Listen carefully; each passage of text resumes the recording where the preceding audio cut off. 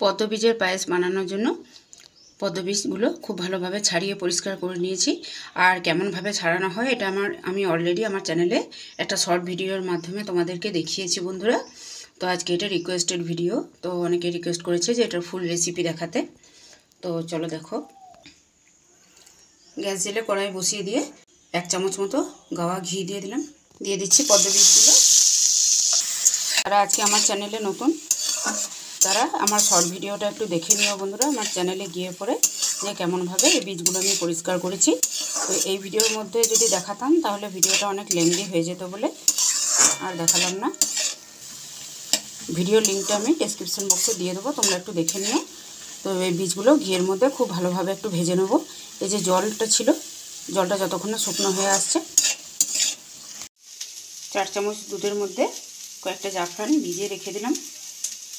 এটা কিন্তু একদম গলে যাবে না বন্ধুরা, যেমন বাদাম মুখের মধ্যে পড়ে ঠিক সেরকম একটু কুচকুচে ভাব থাকবে।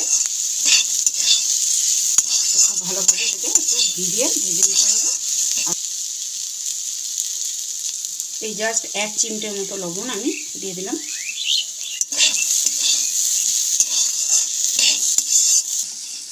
এটা যতক্ষণ ভাজা হতে থাকছে ততক্ষণ আরও কী কী উপকরণ আমি নিয়ে নিয়েছি চলো দেখিয়ে দিই। কনডেন্সড মিল্ক নিয়ে নিয়েছি, কয়েকটা জাফরানের স্ট্যান্ড আমি দুধে ভিজিয়ে নিয়েছি আগে থেকে। এখানে 1 লিটার দুধ নিয়ে নিয়েছি। আর দুধ যদি পরিমাণে তোমাদের কম থাকে সেক্ষেত্রে কনডেন্সড মিল্কের পরিমাণটা একটু বাড়িয়ে দিলেও স্বাদটা কোনো রকম হেরফের হবে না। ভাজা হয়ে গেছে, এরপর তুলে নেব। পদ্ম বীজগুলো ভেজে তুলে নিয়েছি। এখন ওই কড়াইয়ের মধ্যে দিয়ে দেবো দুধটা খুব ভালোভাবে ফুটিয়ে নেব। দুধটা খুব ভালোভাবে ফুটিয়ে নিয়েছি। এখন দিয়ে দিচ্ছি এর মধ্যে হাফ বাটি মতো চিনি। আর এখানে চিনিটা তোমরা কেমন মিষ্টি খাবে সেই বুঝে নিয়ে দেবে। আর যেহেতু আমি কনডেন্সড মিল্ক দেবো তাই চিনিটা একটু কমই দিলাম। চিনিটা দিয়ে আবারও ভালোভাবে দুধটাকে ফুটিয়ে ঘন করে নেব। এখন এই ফুটন্ত দুধের মধ্যে দিয়ে দিচ্ছি ভেজে রাখা পদ্ম বীজগুলো। দুধটা খুব বেশি ঘন করে নেওয়ার পর দিলে কিন্তু চলবে না, একটু পাতলা থাকা অবস্থাতেই বীজগুলো দিয়ে দেবে। একদিকে দুধ ফুটে ঘন হয়ে আসবে, আবার একদিকে বীজটাও খুব ভালোভাবে সেদ্ধ হয়ে আসবে। এটা এখন আমি কম আঁচে 5 মিনিট মতো রেখে দেবো। বন্ধুরা, এই রেসিপিটা বানাতে বানাতে তোমাদেরকে একটা কথা না বললেই নয়। তো আমার প্রায় ভিডিওতে আমি দেখছি যে ডিউরেশন যেগুলো দেখাচ্ছে তোমরা পুরো ভিডিওটা আমার দেখছো না, অর্থাৎ ঝাঁপিয়ে ঝাঁপিয়ে দেখছো। তো বন্ধুরা, একটা ভিডিও আমরা 2 মা মেয়ে মিলে বানাই অনেক কষ্ট করে, অনেক সময় ধরে, এমনকি অঙ্কিতারও অনেক সময় ধরে ভিডিওটা তৈরি করে। তো তোমরা যদি না দেখো কি করে ভালো লাগবে বলো। এই আজকের এই রেসিপিটার কথাই বলি, অনেকক্ষণ ধরে এগুলো বটি দিয়ে কেটে ভেতরে যে গাছ বেরিয়ে যায় সেগুলো বের করে অনেক কষ্ট করে ছাড়ালাম, তারপরে তোমাদের জন্য এই ভিডিওটা আমি তৈরি করছি। তো তোমরা যদি না দেখো কি করে ভালো লাগবে। আর এই রেসিপিটা বানাতে বানাতে আরও একটা কথা বলে রাখি, এটা কিন্তু অনেক সময় দশকর্মার দোকানে যে পদ্ম বীজগুলো পাওয়া যায় সেগুলো দিয়ে বানালে কিন্তু হবে না।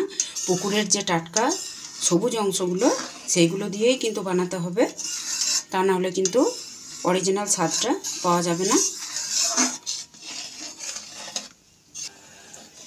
এখানে তোমরা চাইলে কাজু কিশমিশ দিতে পারো, কিন্তু না দিলেই বেশি ভালো লাগবে, যেহেতু এটা একটা বাদাম টাইপের, মুখে যখন পড়বে বাদামের মতো লাগবে।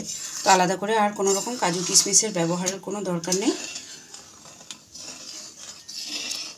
এটা যে কোনো উপোসের দিনে, যে কোনো ব্রতর দিনে, যেমন কি বিপত্তারিণী ব্রত বলো বা রথযাত্রাই বলো, অনায়াসে জগন্নাথদেবকে ভোগ দিতে পারো। এমনকি একাদশীর দিনেও এটা বানিয়ে ভগবানকে ভোগ নিবেদন করে তোমরা একাদশীর ব্রততেও খেতে পারো। পদ্ম বীজগুলো অনেকটাই নরম হয়ে এসছে। এখন এই অবস্থায় দিয়ে দেবো হাফ বাটি মতো কনডেন্সড মিল্ক। যদি কনডেন্সড মিল্ক হাতের কাছে না থেকে থাকে সেক্ষেত্রে কিন্তু দুধের পরিমাণটা একটু বেশি করে বাড়িয়ে দিতে হবে। আর অনেকক্ষণ ধরে কড়াইয়ের মধ্যে ফুটিয়ে ফুটিয়ে একটু ঘন করে নেওয়ার পর কিন্তু পদ্ম বীজগুলো দেবে, তাহলে একটু ঘন হবে, খেতেও ভালো লাগবে।